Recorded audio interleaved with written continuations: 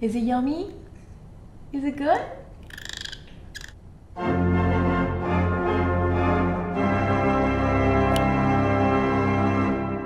I'm Christine with the National Audubon Society, and today we're going to learn all about owls with our expert Carrie Barron, who's with Audubon Pennsylvania.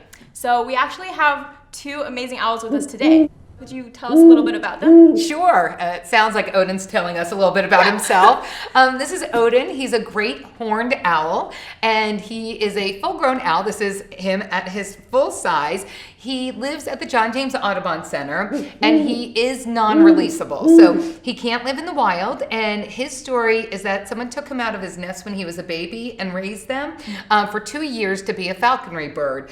After that time, they didn't want him anymore, but he was imprinted, meaning he'd been too used to being handled by humans and around humans that he can't be released into the wild. So there's nothing physically wrong with him. He is amazing at flying. He has a huge enclosure back at our center. And so he's just a great example of what an amazing bird of prey looks like. So we have another owl here. What's her name? Sure, this is Scooter. She is called Eastern Screech Owl, and she looks different because she's a red morph. And so, as you can see, the colors of her look really different than the colors of Oden, because she does have that kind of burnt red color. And Scooter is a full-grown Eastern Screech Owl. Is it like a baby? Exactly. Oftentimes people ask if Oden's her father. They are different. I see the resemblance. Yes, exactly.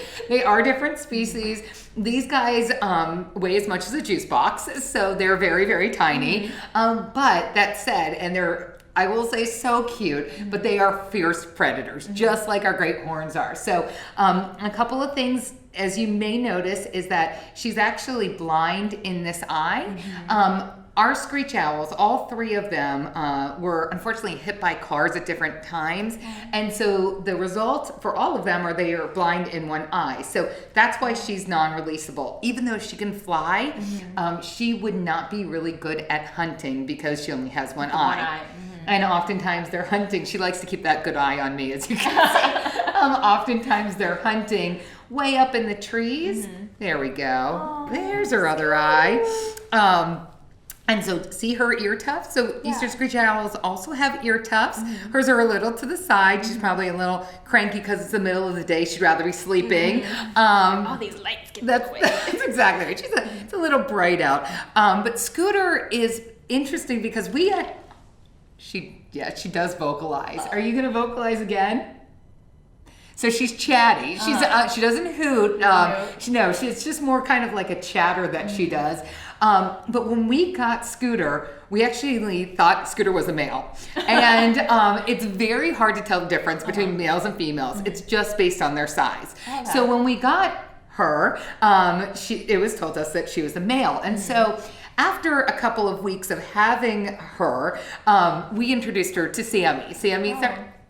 You talked again. That was brief. See, maybe she doesn't want me to tell this story. It's a love story. So we introduced her to our screech owl named Sam, who we've had for years. He's probably about 13 years old. Wow. And thank you. Oh, that's so romantic. And so they go about 60 times a day. 60? That's a lot. That's a lot. They go all the time, so they're always super light to take off if they need to. And so I will continue back with the Sam story.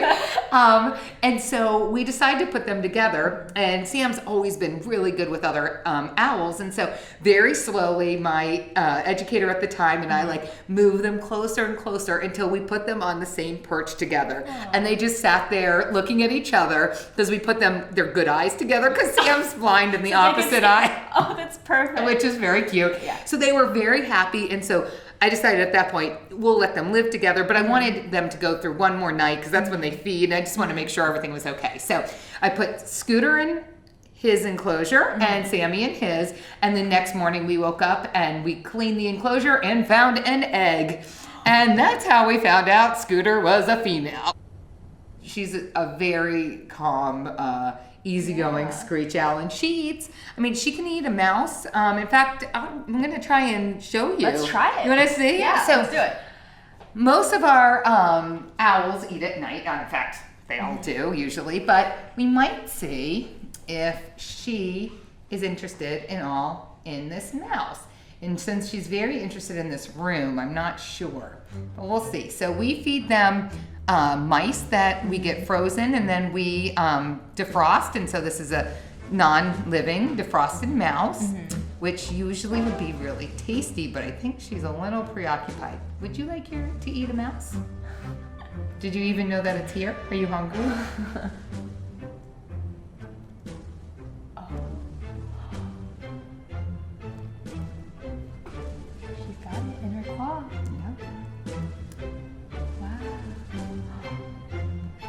Is it yummy?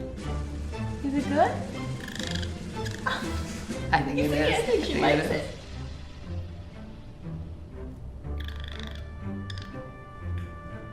This is really cool. We normally don't get a chance to see this.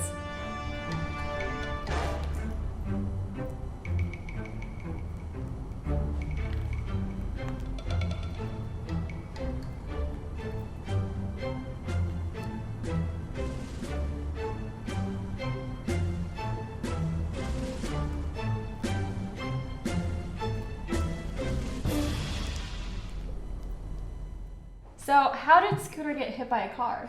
So what's really interesting is that owls, just like hawks, they like to hunt from those tall poles on the sides of highways and roads. So, when I was driving here today, if you look up along the sides of a highway, I see hawks all the time using those posts to look down because there's usually an area that's mowed between the highway or the road and the buffer zone. And so in that area is where a lot of these rodents like to live and where they run. And so they're great hunting lookout spots. They're not as detrimental for hawks because cars can see the hawks during the day and the hawks can see the cars.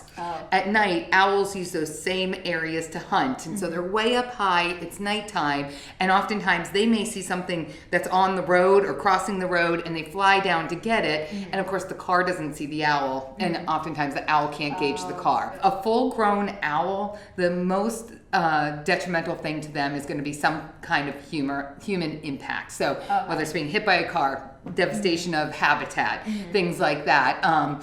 Besides that, there's not many top predators above them. This is a delicious mouse. But that's why. Digging right in. That's right. There we go. Delicious. And that's a great, I always say that those talons act like a fork and that beak acts like a knife. And so just like we have to cut up something that's too big for us to eat whole, they do the same thing. They use their talons just like a fork to hold it and they cut it off with their beak. Don't mind us. And you can't hold back anymore. No. It's like she's at the buffet. The other thing is this shows you an awesome example of what she can eat and what's going to come up in that pellet. Besides getting hit by cars, what are some other human impacts that affect the owl's survival in the wild? So we're pretty lucky with regards to eastern screech owls and great horned owls because they live in many different habitats and can eat a wide variety of food. So that really makes them so they're not specific to a certain habitat environment or a certain food source. Unfortunately for other birds, there are many birds there are many birds that are climate threatened. And the reason they're climate threatened is because they have a specific habitat that they need to be in to be able to have the right type of food, whether it's the berries or it's the insects or something like the snail kite in Florida that eats a specific type of snail.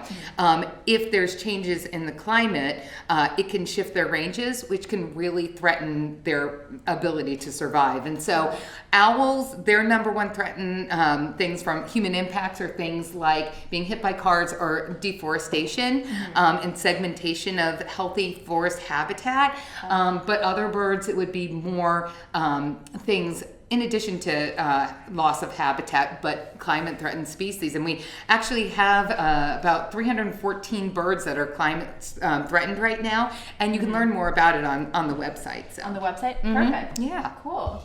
Well, I know that these owls are in very good hands. They so we don't need to worry about them. No, not at all. Yeah. And you can always, they live at the John James Audubon Center, so if you're ever in Pennsylvania, please come over. Check them out. Say hi. Come say hi to them. Yep, we've got Scooter, Oscar, Sammy, Luna, Oden, and our Blue Jay, Conrad.